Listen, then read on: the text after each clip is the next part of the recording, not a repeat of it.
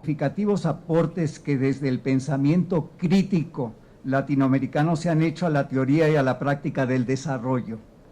La escuela estructuralista de la CEPAL introdujo un cambio paradigmático fundamental. Por primera vez la cuestión del desarrollo fue analizada bajo una perspectiva emanada del sur.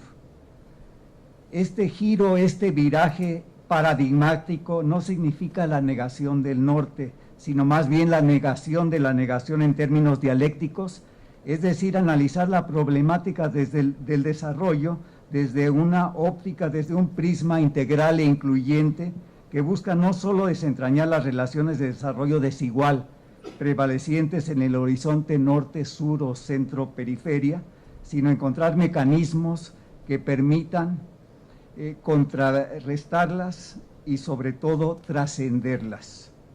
Hacia finales de la década de 1970, la escuela dependentista llevó a cabo una reinterpretación crítica de la estructura centro-periferia desde una óptica marxista. Entre sus principales logros destaca la tentativa de desentrañar las dinámicas específicas del capitalismo periférico en el marco del sistema mundo capitalista, lo que a su vez posibilitó profundizar en la comprensión de las dinámicas de desarrollo desigual en el marco del imperialismo imperante. Tras poco más de 30 años de contrarrevolución neoliberal, una nueva ola de pensamiento crítico irrumpe en la región. Las profundas transformaciones que experimenta el capitalismo bajo la égida neoliberal dieron lugar a una reconfiguración de las relaciones de dependencia. Se trata de una fase crítica del desarrollo capitalista mundial caracterizada por la omnipresencia del capital monopolista a grado tal que Samir Amin la caracteriza como la era de los monopolios generalizados. Lo significativo de esta fase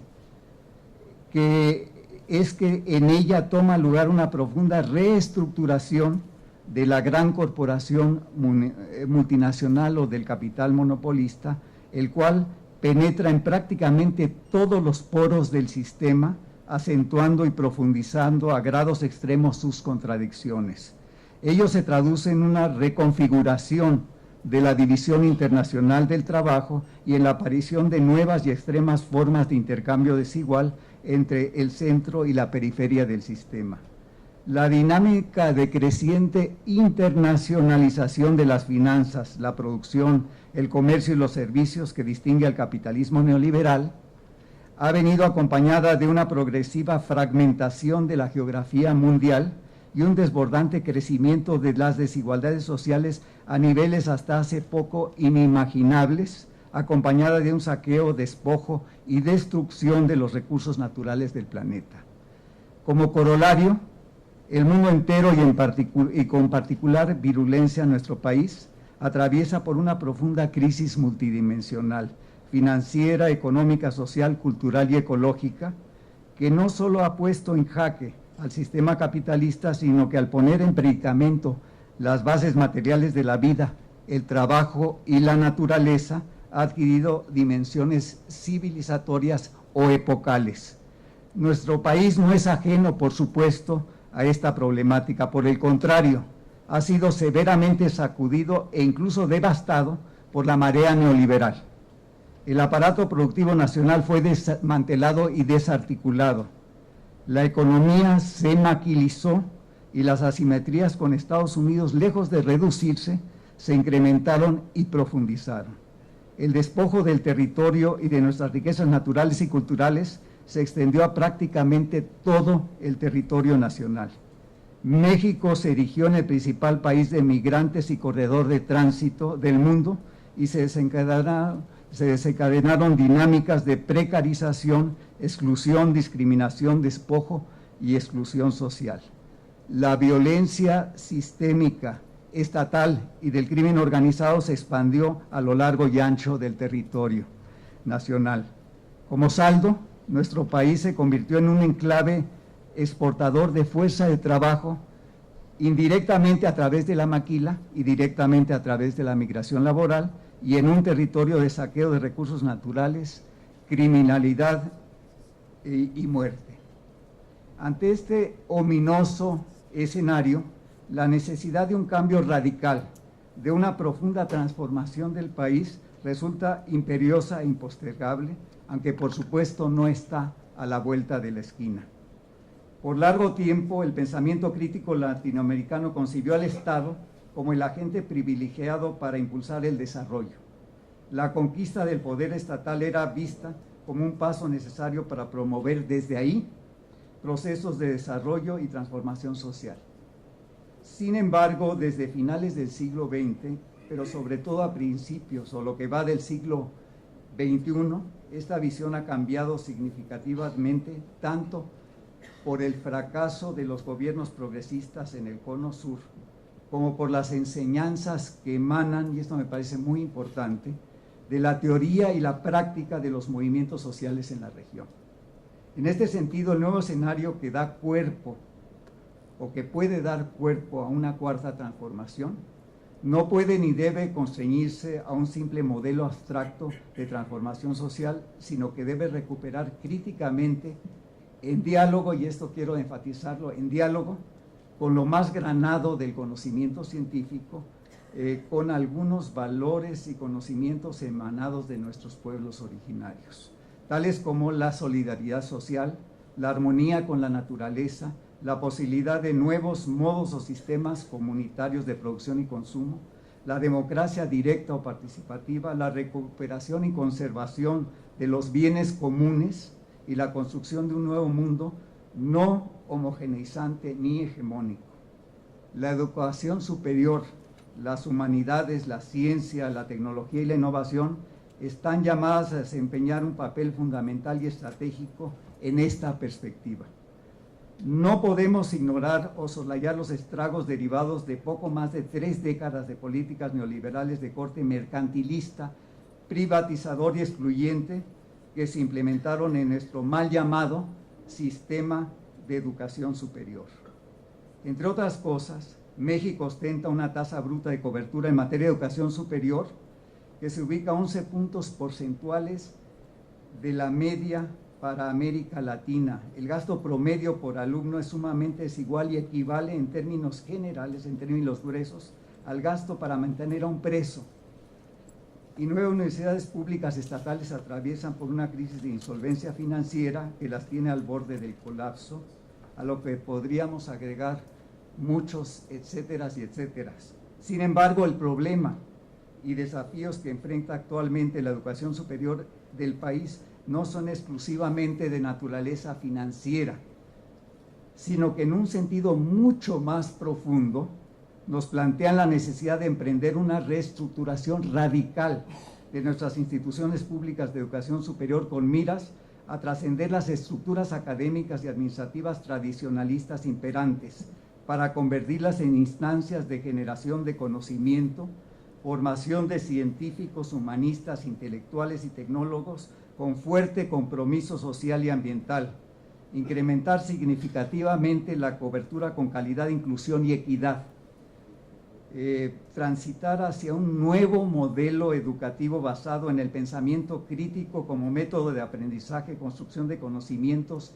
y sensibilidad emancipadoras, la trans e interdisciplinaridad como mecanismo de aprender la realidad en su complejidad y diversidad, la flexibilidad curricular en los programas educativos, planes de estudio, trayectorias escolares, áreas del conocimiento y proyectos de investigación, innovación y desarrollo tecnológico, la movilidad de investigadores, docentes y estudiantes a nivel nacional e internacional y la articulación entre docencia, investigación, desarrollo tecnológico e innovación. Definir e impulsar agendas de investigación estratégicas, alternativas y colectivas a través de la formación de grupos de investigación trans e interdisciplinarios con el concurso del talento interno nacional e internacional con el que cuenta el país, reposicionar a la universidad pública como pilar para el fortalecimiento de la democracia y de manera muy importante como pilar para el desarrollo y transformación social de nuestro país. Estos principios son aplicables también para la ciencia, la tecnología y la innovación. A este respecto, Leonel Corona, entrañable colega y amigo, nos advierte de manera cruda y lapidaria acerca de la persistencia de una trayectoria de creación destructiva, como él la describe en relación con el curso que ha seguido hasta ahora la ciencia, la tecnología y la innovación en el país, en contraste con la noción schumpeteriana de destrucción creativa, la cual ha sido incluso rebasada con el predominio del capital monopolista, lo que nos vuelca hacia una necesaria crítica de la modernidad capitalista, remembrando las agudas y muy pertinentes tesis de Bolívar Echeverría. Una productividad basada en el uso de fuerza, de trabajo y recursos naturales como principal ventaja competitiva. Ese es parte del diagnóstico que hace Leonel Corona, un rezago tecnológico sistemático y una industrialización con impacto horizontal sin arrastre, es decir, con un nulo o limitado desarrollo de capacidades. Para concluir, quisiera señalar que el plan para la transformación estratégica del CONACYT, elaborado, enarbolado y encabezado por Elena Álvarez Bulla, se inscribe claramente en la perspectiva de transformación planteada. Esta perspectiva coincide también con las conclusiones y recomendaciones emanadas de la reunión de las 17 cátedras UNESCO con las que cuenta el país, que por cierto somos el país con el mayor número de cátedras UNESCO del mundo, que se celebró en Puebla en octubre del año pasado. Y finalizo mi intervención con dos breves consideraciones o apuntes. Primero, en una investigación que realizamos hace un par de años, por cierto, con el grupo UNESCO MOST México, encontramos que hay alrededor de 1.2 millones de profesionistas mexicanos en el extranjero que radican en al menos 67 países, aunque la mayoría residen en Estados Unidos y Europa, de los cuales alrededor de 300,000 cuentan con posgrado, en su mayoría formados en áreas estratégicas para la innovación, y esto tiene que ver con lo que se había comentado, básicamente en áreas CETIM, ciencias, tecnología, ingeniería y matemáticas. Incluso en la investigación que hicimos, México ya ocupa el tercer lugar en investigadores altamente calificados en Estados Unidos. Y prácticamente todos, hay una correlación casi perfecta entre los que están formados en estas áreas, que son el grupo mayoritario, y el tipo de empleo en el que están. Y más del 54% de las innovaciones de Estados Unidos dependen de los inmigrantes y principalmente inmigrantes del sur. Nosotros estamos en una posición ahí importante, pero lo mismo en Europa y en otras partes del mundo. Entonces, la creación de programas de repatriación o vinculación de corto, mediano y largos plazos es una tarea impostergable, so pena de desaprovechar lo que me parece debe ser valorado por el nuevo CONACYT como una oportunidad histórica. Finalmente, me parece imprescindible fortalecer la mancuerna CONACYT, universidades públicas.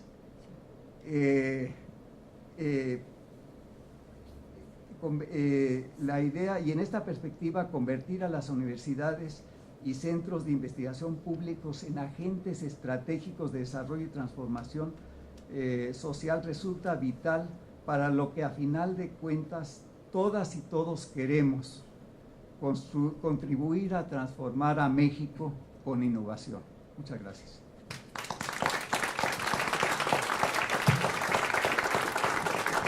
Muchas gracias al doctor Raúl Delgado.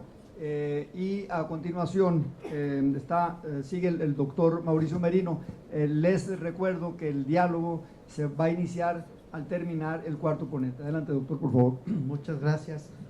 Muy buenos días. Gracias, doctor Álvarez Builla. Gracias, doctora Carmen de la Pesa.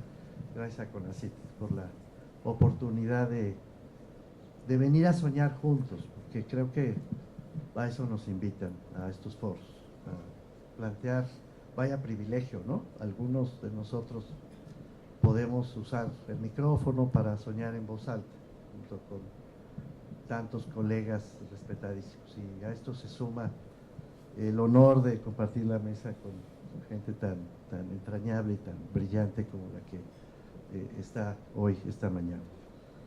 Yo quisiera aprovechar estos minutos para proponer 5 cosas a la política de ciencia y tecnología. Parto en estas 5 de un supuesto, que es que las políticas públicas son siempre el diseño de un curso de acción del Estado para enfrentar un dolor público, un conjunto de carencias, un conjunto de problemas que históricamente se han venido acumulando o que incluso se han perfeccionado por la inacción, por el error o por la corrupción. Por lo tanto, diseñar ese curso de acción debe partir de un diagnóstico serio, lo mejor documentado que se pueda, y debe orientarse hacia los ámbitos en los que ese dolor colectivo ha de ser, si no eliminado, erradicado de plano, por lo menos sí mitigado a conciencia, con pleno compromiso. En este sentido, si no estoy demasiado equivocado, si el esfuerzo efectivamente ha de conducir a una política pública, un curso de acción del Estado, mi primer punto es fortalecer los vínculos de la política de ciencia y tecnología con el resto de las políticas públicas del país. Hablo desde mi propio mirador, que es el de las ciencias sociales, y creo en este primer punto que ha habido barreras, pero también incentivos, desconfianzas y dificultades para primero sacar del cubículo a los investigadores, para romper la idea de que una carrera científica es una carrera individualmente planteada, que acumula puntos y méritos para el Sistema Nacional de Investigadores y que se realiza de manera solitaria en una institución pública o privada porque da igual. Eso no es cierto. A los investigadores hay que sacarlos del cubículo, hay que comprometerse con los problemas públicos del país. Y hay que poner el conocimiento al servicio de la solución de esos grandes problemas nacionales. Para que eso suceda, no solamente tenemos que quebrar el sistema de incentivos actual que empuja a este trabajo individualizado, sino tenemos que pedirle a CONACYT que su política pública sea transversal, como dije antes, que conecte con el resto de las políticas públicas del país para que en efecto el diálogo entre la construcción del conocimiento que se hace en las universidades, en los centros públicos de investigación y las necesidades puntuales de conocimiento experto, de conocimiento especializado, de tecnología en el sector público, en los grandes cursos de acción del Estado mexicano, encuentren puentes de contacto. Hoy esos puentes se realizan a través de convenios y de contratos que dejan mucho que desear, que han generado incluso grandes fenómenos de corrupción, la estafa maestra, por ejemplo, que han generado privilegios, ventajas, amistades, conflictos de interés. Hay que romper esa dinámica para establecerla de manera transparente, abierta, franca. El conocimiento que se produce en México no puede estar guardado en revistas especializadas o peor aún, en revistas que se publican fuera de México para que las lean 10, 20 personas de la misma comunidad intelectual, pero que nunca acaban sirviéndole a nadie, en realidad, en términos prácticos, concretos. Ese puente no se ha tendido, ese puente no ha sido parte, reconozcámoslo, de la política de ciencia y tecnología del país, y me parece fundamental que se construya. En segundo lugar, en este sueño colectivo, me gustaría que se rompiera por parte de CONACYT la mala fama de las instituciones públicas de educación superior. Creo que ha habido una política deliberada en los años anteriores por lastimar el prestigio intelectual y la calidad de las escuelas públicas de México. Se ha enderezado la idea según la cual la educación privada es mejor, y no es cierto. Desde el punto de vista de la producción, por lo menos acumulada, en el Sistema Nacional de Investigadores y sin duda, como sabemos, en el área a la que pertenezco, en ciencias sociales, no hay ninguna sombra de duda de que el conocimiento más importante, más relevante y más conocido globalmente se hace en las universidades públicas, incluso en sistemas universitarios como el de Oaxaca, como el que concibió e impulsó el doctor Modesto Seara Vázquez, con comunidades indígenas, con grupos comunitarios que han aprendido el método, el camino, método es camino, y que han venido generando innovaciones científicas y tecnológicas que ya tienen un impacto global en este momento. Creo que es necesario que la política de ciencia y tecnología impida que el desprestigio de las instituciones públicas siga vigente, y para eso hay que fortalecer a las instituciones públicas.